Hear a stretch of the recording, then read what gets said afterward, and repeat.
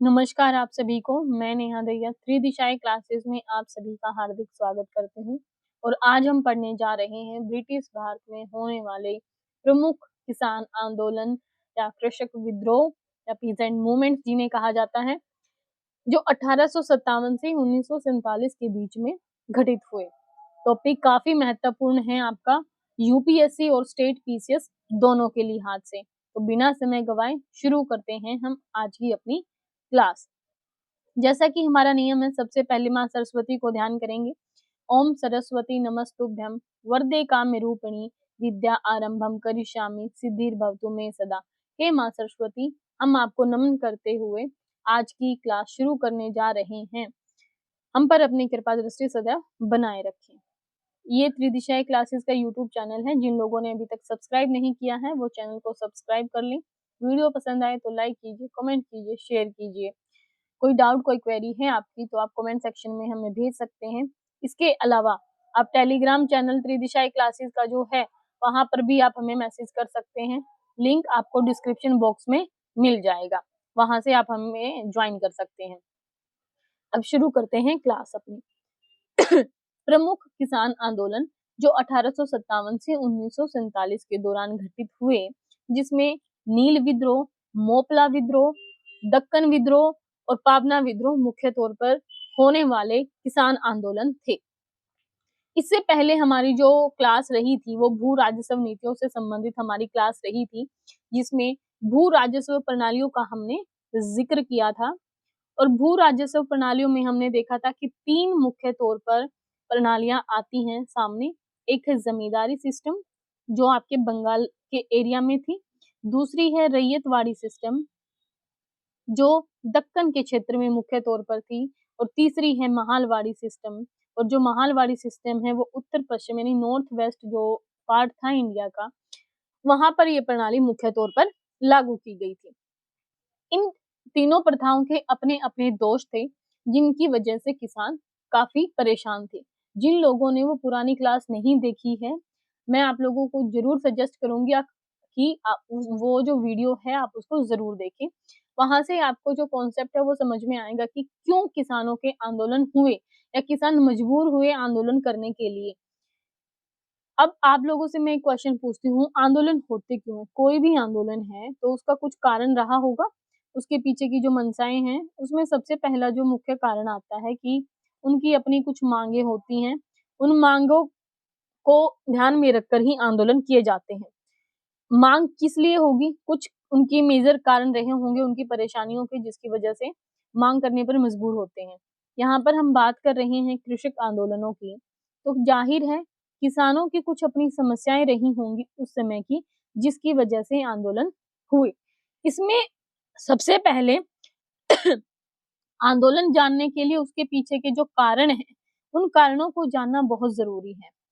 और कारण आप देखेंगे कि ये जो समय है 1857 के बाद का, इस 1857 के टाइम पीरियड में हम देखते हैं कि जो भू राजस्व प्रणालियां थी वो पहले से ही लागू की जा चुकी थी और उनके दोस्त किसानों को प्रभावित कर रहे थे, जिसमें मुख्य तौर पर थे भारी कर राजस्व।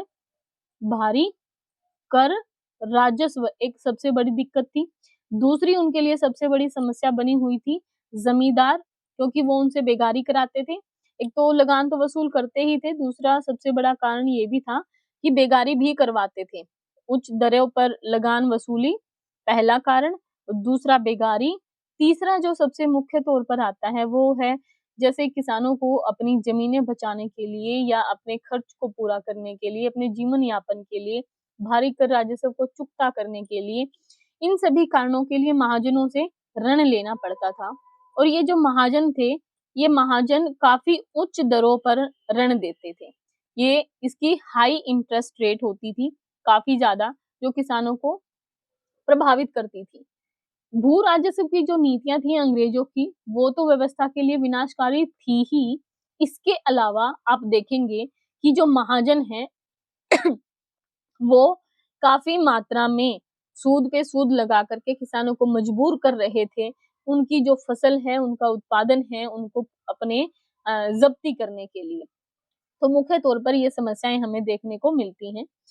भू राजस्व की नीतियां अंग्रेजों की इसके अलावा जो ब्रिटेन का औद्योगिकीकरण था और भारतीय निर्यात को बाधित करने वाली परिणामी नीतियां, जिसकी वजह से जो भारत का हस्तशिल्प था वो समाप्त होता है। देश में बेरोजगार शिल्पकारों की संख्या बढ़ जाती है। इसके अलावा औपनिवेशिक जो प्रशासन था और उनकी न्याय व्यवस्था थी, उसने भी किसानों के लिए समस्याएं पैदा की थी। भारतीय जो किसान थे वो लगान की ऊंची दरें दे रहे थे, अवैध कर भी दे रहे थे। कभी-कभी ऐसा भी होता था कि उनको उनकी जमीन से भेदभावपूर्ण तरीके से, नहीं अवैध बेदखली भी उनकी जमीन से उन लोगों की कर दी जाती थी, जिसकी वजह से समस्याएं और गंभीर हो जाती थी। जमींदारी क्षेत्रों में बेरोजगारी के बेगारी थी सॉरी बेगारी जैसी बुराइयां थी और रैयतवाड़ी क्षेत्रों में खुद किसान अपनी आजीविका के एकमात्र साधन जो जमीन थी उसको बचाने के लिए महाजनों से ऋण लेने को विवश थे और ये महाजन उनको काफी ऊंची दरों पर ऋण देते थे और अपने जाल में फंसा लेते थे। इसी कारण से किसानों ने धीरे धीरे कृषि कार्य छोड़ दिया था, जमीनें खाली रहने लग गई थी, कृषि उत्पादन धीरे धीरे काफी कम हो गया था। इसके अलावा जब इंसान भूखे मर रहे हैं और उत्पादन हो नहीं रहा है, ज्यादा से ज्यादा कर देना पड़ता था, ऋण है उनके पास में खाने को कुछ है नहीं, इसीलिए इस समय पे 1833 के बाद में आप देखेंगे अकालों की बारंबारता यहाँ पर दिखाई देते हैं। ठीक है, अकालों की बारंबारता है यहाँ पर। किसान कभी-कभी देखते हैं कि यदा-कदा हालाँकि ये मामले सामने आते हैं। उत्पीड़न की जब उनकी पराकाष्ठा हो जाती है तो वे आपराधिक कार्य भी करते हुए दिखाई देते हैं, जिसमें डकैती कर रहे हैं, लूट, हत्याएँ जैसी घटनाएँ भी शामिल होती हैं। उम्मीद है इतना बैकग्राउंड आप लोगों को समझ में आ गया होगा। अब बात करते हैं किसान आंदोलनों के उदय के प्रमुख कारणों की डिटेल में। यहाँ पर सबसे पहले हम देखते हैं अंग्रेजों के द्वारा बनाई गई भू राजस्व नीतियां काफी महत्वपूर्ण रोल प्ले करती हैं किसान आंदोलनों के उदय में। तो भू राजस्व संबंधी नीतियां जिनके बारे में हमने बात की, जिसमें काफी ऊंची दरों पर लगान की वसूली की जा रही थी। दूसरा है ब्रिटेन के औद्योगिकरण और भारतीय निर्यात को बाधित करने वाली परिणामी नीतियां। होता क्या था कि ब्रिटेन के उद्योगों में भारत से कच्चा माल ले जाकर के माल तैयार किया जाता था और वहां से तैयार माल वापस भारत लेकर आया जाता था और उसको ऊंची दरों पर बेचा जाता था। इसके अलावा दूसरी बात ये थी कि जो भारतीय जो दस्तकार थे उन पर बहुत ज्यादा मात्रा में टैक्स लगाए जाते थे, जिसकी वजह से उनको अपने खर्च निकालने भी मुश्किल हो रहे थे। भारतीय निर्यात के ऊपर भी काफी टैक्स लगाए जाते थे, जिसकी वजह से वो दूसरे देशों में जाकर के काफी महंगे हो जाते थे और जब मार्केट में कंपटीशन होता था तो वो हाई रेट पे होने की वजह से उनकी बिक्री काफी कम होती थी, जिसकी वजह से निर्यात प्रभावित होता था। अब चूंकि यहाँ के जो शिल्पकार हैं या वास्तुकार हैं उनके ऊपर काफी ज्यादा टैक्स लगाए जाते थे, जिसकी वजह से जो शिल्पकार हैं वो अपना काम बंद कर देते हैं, उनके जो दस्तकारी कारखाने हैं वो बंद हो जाते हैं। तो यहाँ पर परंपरागत दस्तकारों की बर्बादी होती है और इनके अलावा जो बेरोजगार शिल्पकार हैं उनकी संख्या धीरे धीरे बढ़नी शुरू होती है।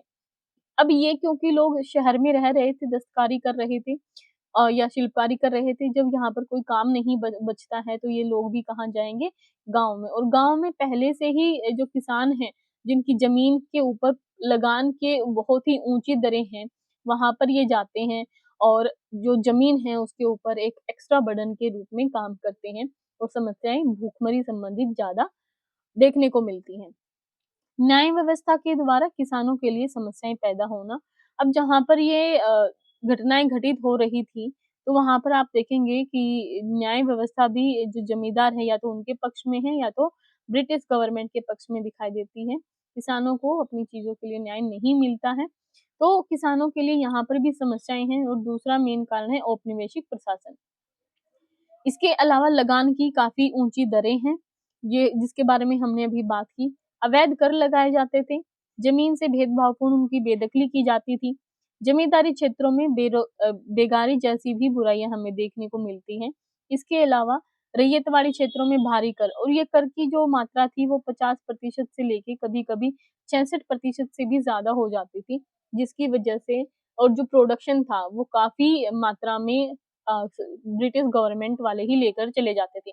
मान लीजिए ये एक लैंड मास है और इस लैंड मास पे इस लैंड मास के मान लिया ये वाला जो हिस्सा है केवल यहाँ पर प्रोडक्शन हो पाया है, किसी भी कारण की वजह से किसानों की अपनी समस्याओं को लेकर के, या फिर अकाल की वजह से, या फिर रिसोर्सेज की कमी की वजह से, और ये वाला क्षेत्र जो है वो खाली रह गया है। अब चूंकि ये जो जमीन है इस पर टैक्स लगाया जाता था क्षेत्रफल के आधार पर, एरिया के आधार पर, ना कि प्रोडक्शन के आधार पर, ठीक है। तो प्रोडक्शन के आधार पर यहाँ पर नहीं लगता था, एरिया के आधार पर लगता था। क्योंकि पहले से ही कम क्षेत्र में खेती की गई है और राजस्व 50 से 60% के बीच में है, यानी 50 से 66% के भी बीच में कभी कभी देखा गया है। तो प्रोडक्शन का काफी हिस्सा लेकर के चली जाती थी ब्रिटिश गवर्नमेंट, और रही कहीं अपनी जमीन को बचाने के लिए किसानों को मजबूर होना पड़ता था महाजनों से लोन लेने के लिए, जो कि काफी ऊंची दरों पर ऋण देते थे। ये कुछ मुख्य समस्याएं थी जो कृषक आंदोलन के उदय के प्रमुख कारणों में शामिल थी। अब देखते हैं सबसे पहला कृषक आंदोलन। यहाँ पर सबसे पहला जो कृषक आंदोलन है वो है नील आंदोलन या नील विद्रोह, जिसकी शुरुआत होती है 1859 में। ये भारतीय इतिहास का सबसे बड़े किसान आंदोलनों में से एक है, और आप देखेंगे 1857 का जो विद्रोह है उसके बाद में होने वाला प्रथम आम आदमियों का एक विद्रोह है ये। जो ददनी प्रथा थी उसके विरोध में इस आंदोलन की शुरुआत होती है सितंबर 1859 यानी 1859 में। ददनी प्रथा है क्या, इसके बारे में हम आगे डिटेल में पढ़ेंगे। ये इसकी इमेज है एआई जनरेटेड, आप लोगों को याद रहे इसलिए इसको यहाँ पर रखा गया है। ये देख रहे हैं यहाँ पर पीछे नील के खेत हैं, ये किसान हैं। ये जो विद्रोह था मुख्यतः यूरोपीय जो बगान मालिक थे, ये यहाँ पर यूरोपियंस आपको दिखाई दे रहे होंगे। इन यूरोपियन जो बगान मालिक थे उनके अगेंस्ट में भारतीय किसानों ने किया था। डिटेल देखते हैं क्या थी। दरअसल जो 1859 से 60 के दौरान में एक पहला जुझारू और संगठित विद्रोह है ये 1857 के बाद में, जिसके बारे में हमने बात की। पहला ऐसा विद्रोह जिसे भारतीय किसान वर्ग का प्रथम आम विद्रोह कहा जा सकता है।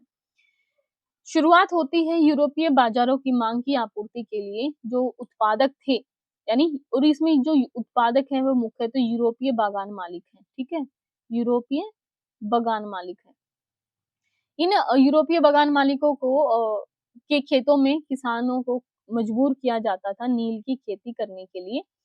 नील की खेती करनी थी इनको, और इसके लिए ही करार शामिल किया जाता था।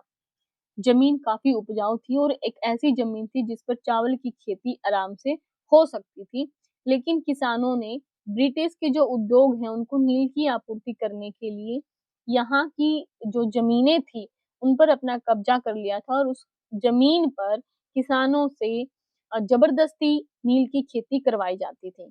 कई बारी ऐसा होता था कि जो अनपढ़ किसान थे, निरक्षर किसान थे, उनकी निरक्षरता का लाभ उठाकर उनसे झूठे करार करा लिए जाते थे और फिर उन्हें बाध्य किया जाता था खेती करने के लिए।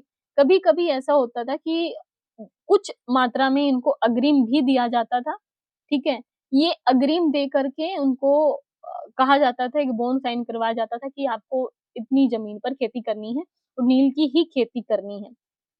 अब अगर किसान अग्रिम वापस करके शोषण से मुक्ति पाने की कोशिश भी करता था तो ऐसा नहीं करने दिया जाता था, और ये बहुत ही मामूली सी रकम होती थी।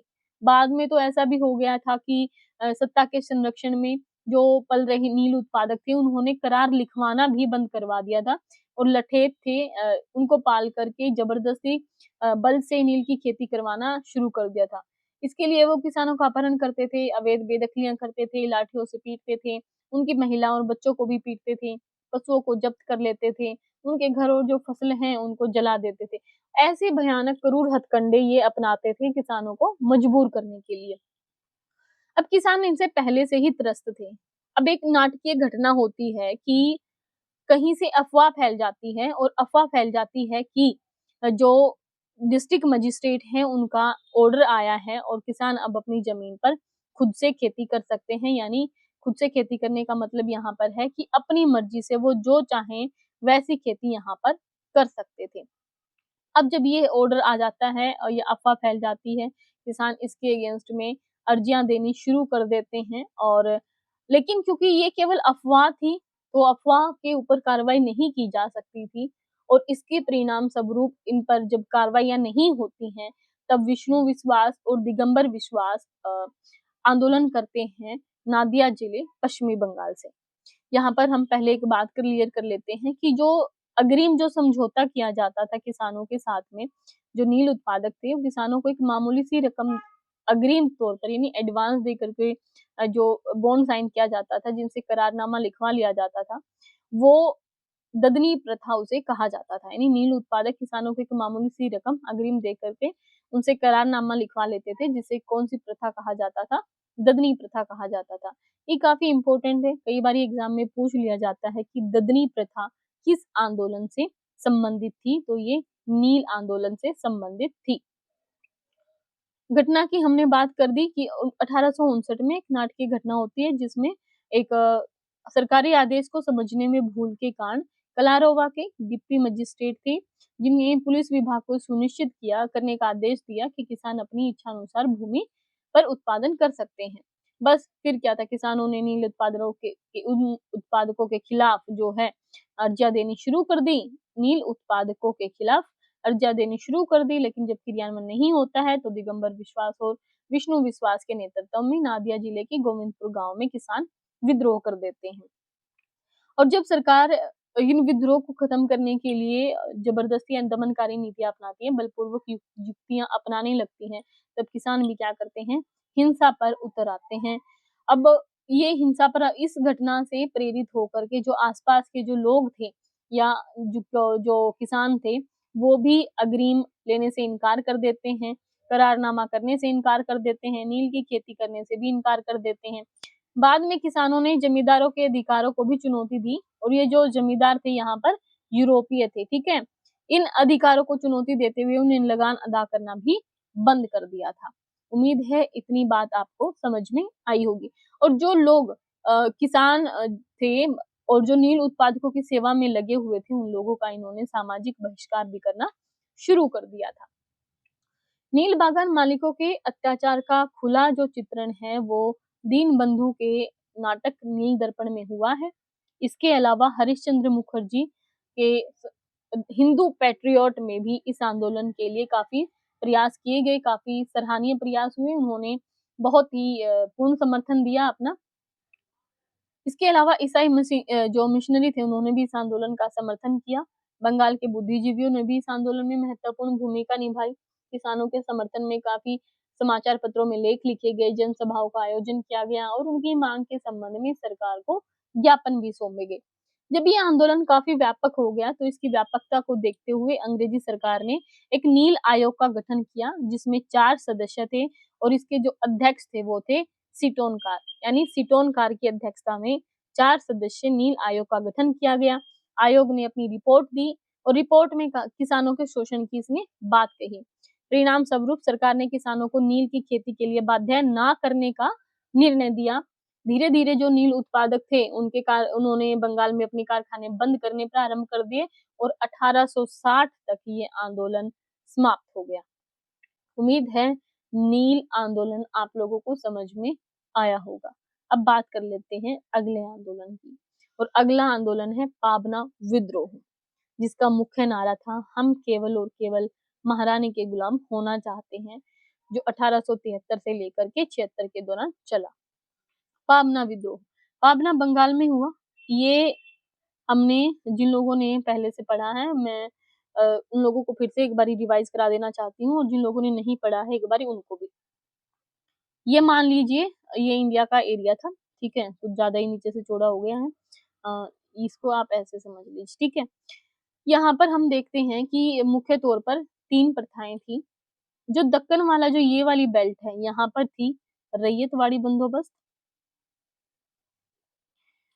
रैयतवाड़ी, और जो ये बंगाल वाला जो क्षेत्र है, यहाँ बंगाल, बिहार, उड़ीसा, यहाँ पर थी स्थायी बंदोबस्त, जिसे जमींदारी बंदोबस्त भी कहा जाता है। स्थायी बंदोबस्त में खासियत थी कि इसमें बिचौलिए जो थे वो कौन थे, बिचौलिए थे यहाँ पर जमींदार। बिचौलिए कौन है, एक सेकेंड, लिखा नहीं जा रहा है, हाँ, तो बिचौलिए थे यहाँ पर जमींदार, बिचौलियों की भूमिका में है जमींदार।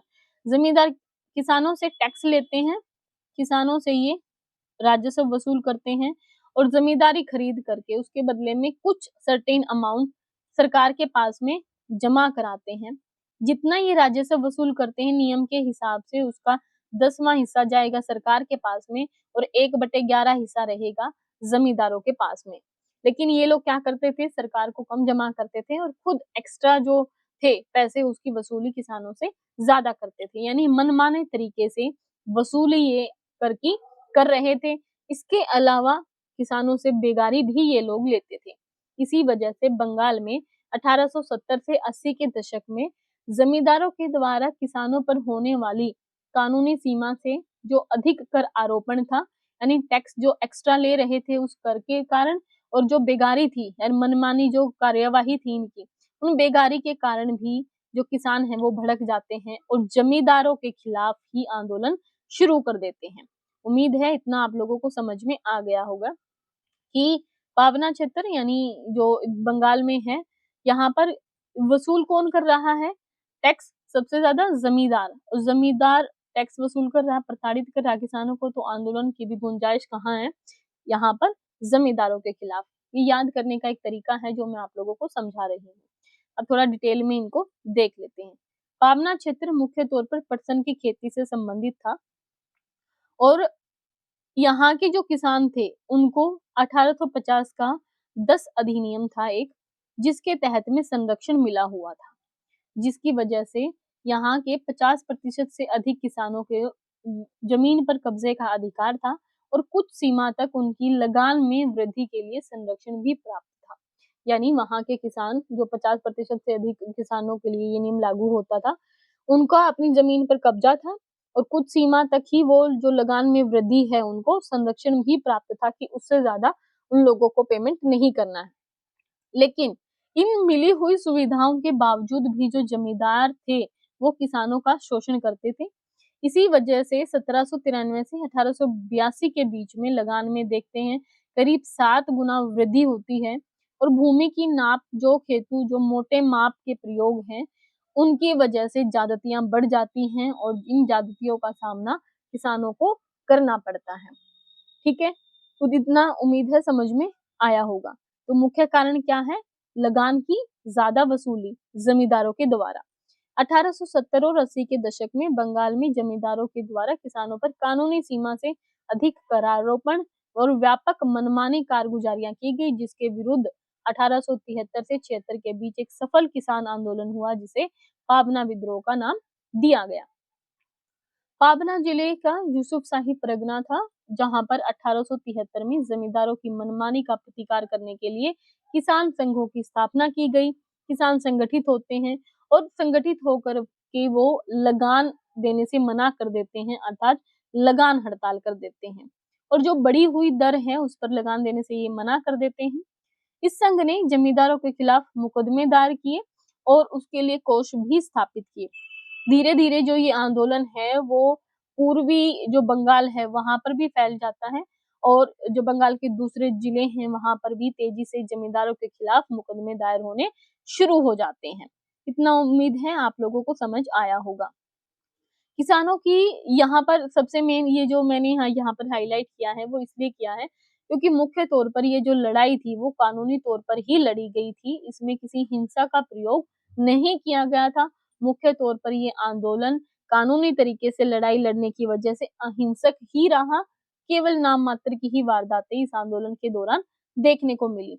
यहाँ पर किसान अपने अधिकारों के प्रति काफी जागरूक हो चुके थे और कानूनी लड़ाई लड़ना सीख गए थे। एकता थी उनमें, संगठन था, शांतिपूर्ण संघर्ष के द्वारा अपने अधिकारों को बहाल कैसे किया जा सकता है ये तरीका उन्हें ज्ञात हो चुका था। और इतने बड़े पैमाने पर जो आंदोलन चला और उसके बावजूद भी ये आंदोलन अहिंसक रहा, केवल नाम मात्र की ही हिंसक वारदातें देखने को मिली। कृषक विद्रोह का जो ये चरण है वो 1885 तक चलता है, नहीं 1885 तक चलता है, जब बंगाल काश्तकारी अधिनियम आ जाता है उसके बाद ये आंदोलन स्वतः ही समाप्त हो जाता है। हालांकि जो जमीनी संबंधी विवाद थे वो इससे काफी पहले निपटाए जा चुके होते हैं। किसानों को उनकी जमीनें वापस मिल जाती हैं। कई जमींदारों ने तो खुद ही डर के कारण समझौते की पेशकश कर दी थी और इन जमींदारों को किसानों की जो संगठन थे या संगठित शक्ति थी उससे डर लगने लग गया था। साथ ही वो भी नहीं चाहते थे कि मुकदमों के चक्कर में फंसे और अपनी हानि करवाएं। इसके अलावा इस जो आंदोलन है इसकी खासियत ये थी कि जिन मामलों में हिंसक वारदातें हुई वहां पर सरकार ने जमींदारों का पक्ष लिया और बड़े पैमाने पर जो किसान हैं उनकी गिरफ्तारियां की गई। जहां पर आंदोलन शांतिपूर्ण रहा वहां पर किसानों ने सिर्फ कानूनी मोर्चे पर लड़ाई लड़ी और सरकार यहाँ पर तटस्थ देखने को मिलती है। ये आंदोलन ना तो किसी जमींदारी प्रथा के विरुद्ध था, ना ही किसी भी स्तर पर उपनिवेशवाद विरोधी था और ना ही किसी राजनीति से ये जुड़ा हुआ था।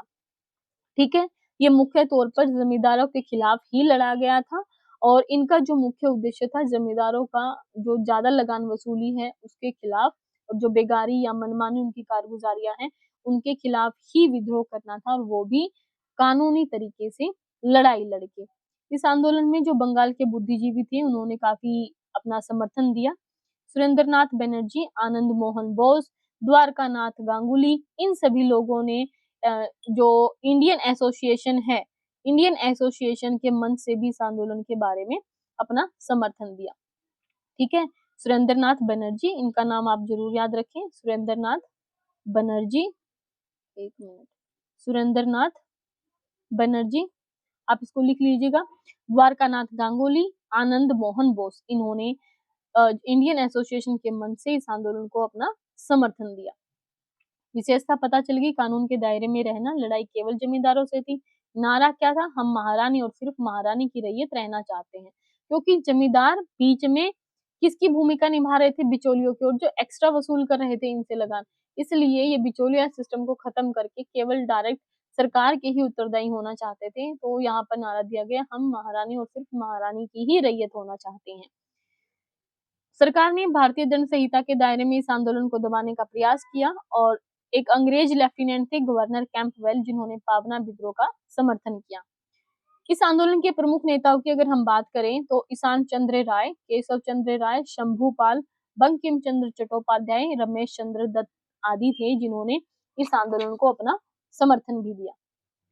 राष्ट्रवादी जो अखबार थे उन्होंने भी इस वृद्धि को अनुचित बताते हुए एक स्थायी लगान निर्धारण का सुझाव दिया। इस आंदोलन में भी हालांकि कुछ लोग इसको हिंदू और मुस्लिम का रूप देने की कोशिश करते हैं, लेकिन ऐसा नहीं हुआ था। हालांकि ज्यादातर जो जमींदार थे वो हिंदू थे और ज्यादातर जो किसान थे वो मुस्लिम थे, लेकिन फिर भी यहाँ पर इस आंदोलन में हमें हिंदू और मुस्लिम एक साथ संघर्ष करते हुए दिखाई देते हैं, यानी हिंदू और मुस्लिम मिलकर के संघर्ष करते हैं, ऐसा इसमें देखने को मिलता है। उम्मीद है पाबना विद्रोह आप लोगों को समझ में आया होगा। अब बात करते हैं नेक्स्ट विद्रोह की, जो कि दक्कन का विद्रोह है। 1875 में ये आंदोलन हुआ। ये यहाँ पर आप लोग देख रहे हो एक सिंबॉलिकली इमेज बनाई गई है। इसमें एक साहूकार है और ये यहाँ पर किसान हैं जो इस पर झाड़ू वाड़ू लेकर के चढ़ गए हैं। अपना जो भी भारी इनके ऊपर ऊंची ब्याज लगाया जा रहा था, ब्याज की दरों के खिलाफ में ये संघर्ष करते हुए यहाँ पर विद्रोह करते हुए दिखाई देते हैं। दक्कन विद्रोह 1874 में हुआ। अब पिछले क्लास में भी मैंने बताया था कि ये वाला जो दक्कन वाली बेल्ट है, ठीक है, इस दक्कन बेल्ट में यहाँ पर रैयतवाड़ी सिस्टम था। रैयत मतलब किसान, ठीक है, रैयत का मतलब होता था किसान, और ये किसान डायरेक्ट जो टैक्स देते थे वो या लगान देते थे वो देते थे सरकार को। रेट काफी लगान की ऊंची दरें थी, लगान की काफी ऊंची दरें थी। कभी कभी इनको अपनी जमीन बचाने के लिए वही महाजनों से ऋण लेना पड़ता था। ऋण की भी दरें बहुत ज्यादा होती थी और जिसकी वजह से किसानों को बहुत सारी दिक्कतों का सामना करना पड़ रहा था। इसके अंदर जो किसान हैं वो भारी ऋण के बोझ से दबे हुए दिखाई देते हैं, तो इसीलिए और साहूकारों से ये परेशान होते हैं और साहूकारों के अगेंस्ट में ही अपना आंदोलन शुरू करते हैं। देखते हैं डिटेल में। पश्चिमी भारत के दक्कन क्षेत्र में होने वाले विभिन्न कृषक विद्रोह का मुख्य कारण था रैयतवाड़ी बंदोबस्त के अंतर्गत किसानों पर कर आरोपित किए गए थे, जो कि बहुत ज्यादा थे, यानी भारी कर। इन करों के भारी बोझ से दबे हुए किसान साहूकारों के कुचक्कर में फंसने को विवश हो जाते हैं।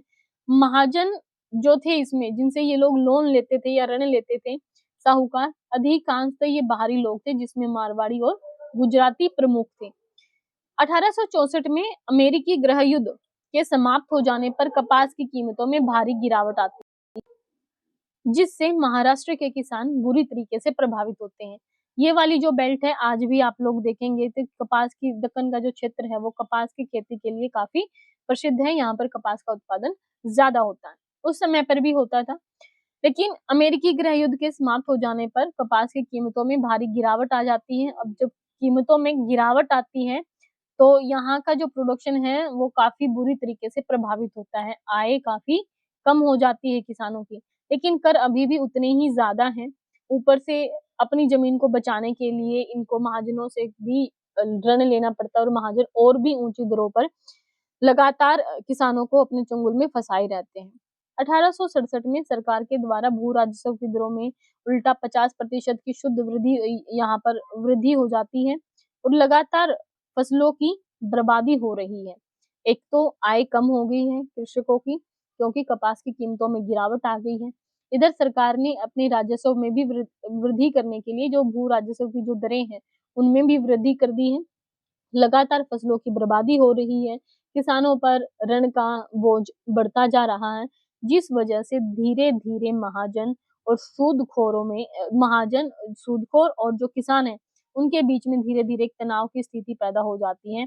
और ये तनाव 1874 में किसानों ने बाहरी जो महाजन थे उन लोगों के सामाजिक बहिष्कारों के रूप में शुरू कर दिया। महाजन, सूदखोर और किसानों के मध्य धीरे धीरे तनाव बढ़ता है, जिसके कारण 1874 में जो किसान हैं वो बाहरी महाजनों के विरुद्ध सामाजिक बहिष्कार आंदोलन शुरू कर देते हैं। किसानों ने महाजनों की दुकानों से खरीदारी करने और उनके खेतों में मजदूरी करने से इनकार कर दिया। नाई, धोबी, चरमकार, इन सभी ने महाजनों को किसी भी प्रकार की सेवा करने से इनकार कर दिया। और धीरे धीरे ये जो आंदोलन है वो कृषि दंगों में परिवर्तित हो जाता है। जो सूदखोर थे या महाजन थे, उनके घर, उनकी व्यापारिक जो प्रतिष्ठान है उन पर हमले किए जाते हैं, कागजात और करारनामे लूट लिए जाते हैं, आग लगा दी जाती है। धीरे धीरे देखते हैं कि ये जो आंदोलन है वो पूना, सतारा, सोलापुर, अहमदनगर, इन सभी में फैल जाता है। सोलापुर और एक और लिख लीजिए, अहमदनगर, अहमदनगर, इनमें फैल जाता है। और सरकार फिर इस आंदोलन को दबाने के लिए, क्योंकि यहाँ पर आप देख रहे हैं लूट, आग या उन पर हमले कर दिए जाते हैं, दंगे होने शुरू हो जाते हैं, जिसकी वजह से सरकार भी दमनकारी नीतियों का सहारा लेती है। 1879 में दक्कन कृषक राहत अधिनियम बनने के बाद ये आंदोलन पूरी तरीके से समाप्त हो जाता है। इस आंदोलन में महाराष्ट्र के जो आधुनिक विचारों से प्रभावित बुद्धिजीवी थे उनकी काफी सराहनीय भूमिका रही, जिन्होंने तर्कपूर्ण ढंग से किसानों की जो मांगे हैं उनको सरकार के सम्मुख रखा। दक्कन विद्रोह का जो नेतृत्व है वो पूना जिले के सूपा गांव के जो ग्राम प्रधान हैं उन्होंने किया, और यह विद्रोह 12 मई 1875 को शुरू हुआ। बाद में पूना, अहमदनगर, शोलापुर, सतारा के गांव में तेजी से फैला। वासुदेव बलवंत फड़के इनके प्रमुख नेता रहे, यानी दक्कन विद्रोह का नेतृत्व वासुदेव बलवंत फड़के के द्वारा किया गया। उम्मीद है दक्कन विद्रोह आप लोगों को समझ में आया होगा। किसके खिलाफ था? महाजनों के खिलाफ था। महाजन मुख्यतः कौन थे? बाहरी लोग थे जो गुजराती और मारवाड़ी थे। ऊंची दरों पर इनसे सूदखोरी करते थे, जिसकी वजह से किसान परेशान हो गए और धीरे धीरे ये तनाव में परिवर्तित हो गया और आगे जाकर के दंगों में परिवर्तित हो गया। भारी रण और अपने आप को बचाने के लिए भी इसको कहा जा सकता है, क्योंकि रैयत थे और इनकी जमीनें भी बार बार जो ब्रिटिश शासन थे वो अवैध बेदखली करके इनसे छीन लेते थे।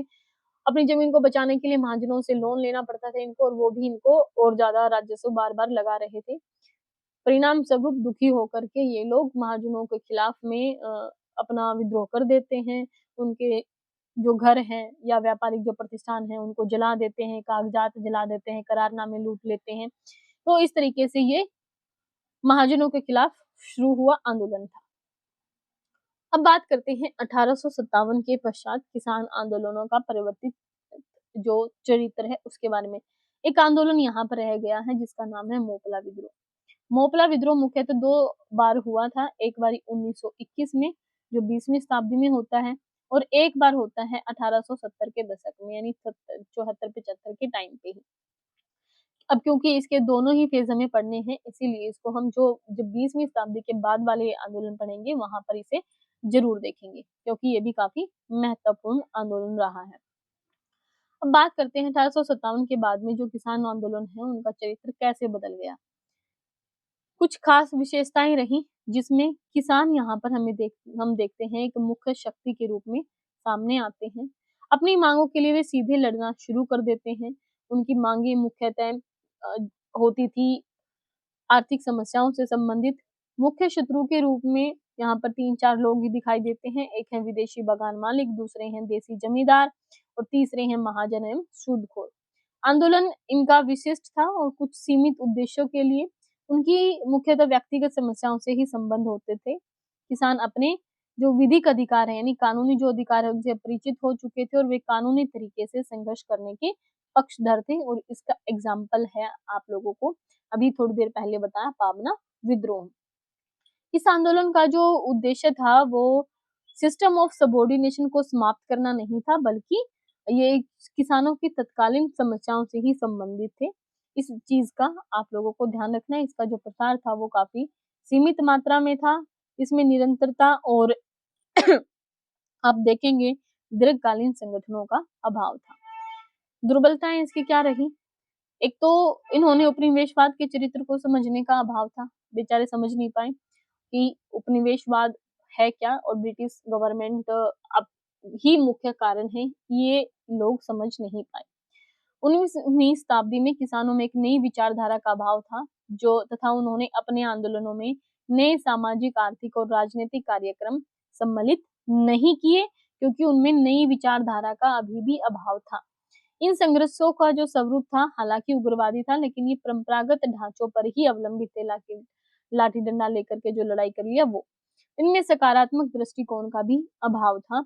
ये इन आंदोलनों की मुख्य कमियां रही। इसके बाद में हम देखेंगे 20वीं शताब्दी के कृषक आंदोलन। आज की क्लास में इतना ही। उम्मीद है आप लोगों को समझ में आया होगा।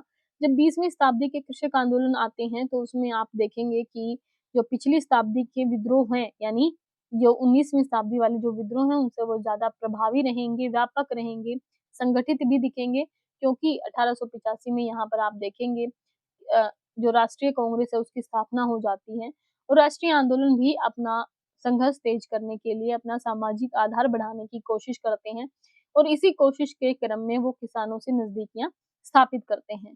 इसके उदाहरण आप लोगों को देखने को मिलेगा चंपारण सत्याग्रह, इसके अलावा एका आंदोलन, इसके अलावा जो किसान सभा आंदोलन है वो। यहाँ पर आप लोगों को देखने को मिलेंगे कि किस तरीके से एक संगठन के रूप में आंदोलन होते हैं और इसमें कांग्रेस की पार्टिसिपेशन भी यानी भागीदारी भी देखने को मिलेगी।